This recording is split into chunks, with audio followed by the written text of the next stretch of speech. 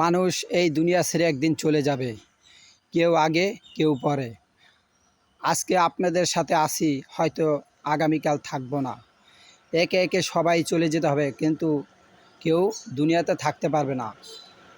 মালাকুল মওয়াত সামনে হাজির হবে, আমাদের মৃত্যুর স্বাদ গ্রহণ করতে হবে, হয়তো একদিন আগে, হয়তো একদিন পরে। এইটাই দুনিয়ার বাস্তবায়ন আল্লাহ তাআলা সৃষ্টি করে রেখেছে। কিন্তু যাবার আগে আমরা কি কাজ করব, কি কাজ করে দুনিয়ার থেকে যাব, কি আমল নিয়ে যাব, আমাদের আখেরাতের সম্বল কি, সেই সম্বলগুলো তালাশ করে, সেই সম্বলগুলো কামাই করে আমরা দুনিয়ার থেকে বিদায় নেব বন্ধুরা।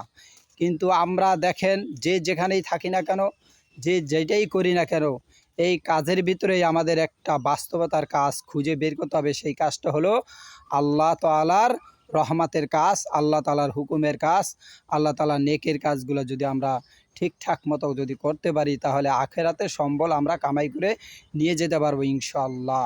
আমার এই কথাটা যদি খারাপ লাগে তাহলে ক্ষমা করবেন, ভালো লাগলে একটি কমেন্ট করে জানাবেন। আসসালামু আলাইকুম ওয়া রাহমাতুল্লাহ।